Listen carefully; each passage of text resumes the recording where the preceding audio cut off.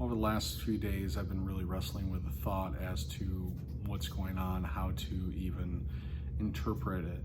And so the other day, I was listening to a live riot, peaceful protest somewhere in Ohio.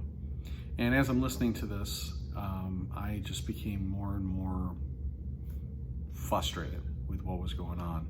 It started out as a peaceful protest for our president, and things turned out to be more ugly than anything. And so what ended up happening were these voices, these small voices, got louder and louder and louder. And as my frustration grew in listening to this rather than turning it off, I started really paying attention to what it was, and I felt like the Holy Spirit was speaking to me. And all of a sudden, I heard this: Black Lives Matter. And then there would be an equal chant of All Lives Matter. And as this was going back and forth, it hit me. It was the cadence of which it was said. Listen to the way it was said. Black Lives Matter. All Lives Matter. Sound familiar?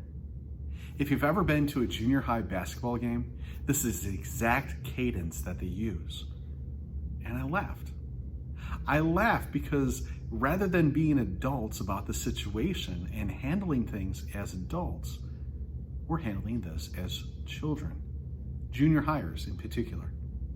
So we have junior hires that are leading the march in this event on both sides. And it doesn't matter where you come down on this. We have to admit that we are acting as a society like a bunch of junior hires.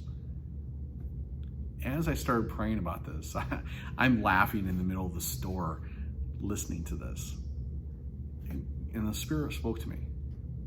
And He spoke to me and brought me back to 1 Corinthians chapter 13. And I just want to highlight some of the verses from that.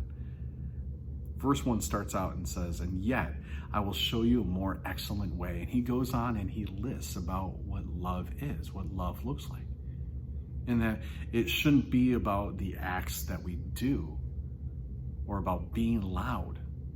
We're just a clanging cymbal, or our faith is pointless. But instead, our life needs to resonate love. And in verse 4 through verses 7, he says, love is, and gives all these different attributes of what love is. And in verse 8, it says, love never fails. And this is the verse that really hit me. Verse 11.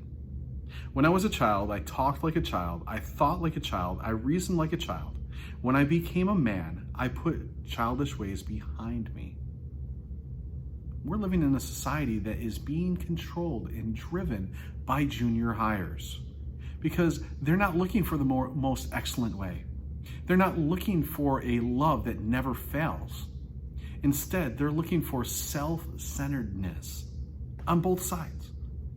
And junior hires can be some of the most self-centered people. I want to encourage you guys in this. And these three remain: faith, hope, and love. But the greatest of these is love. If we really want to see things change in our society, we need to silence the junior hires and become mature adults, attacking this from a point of love, not of hatred, of love, not of frustration, of love, because love never fails.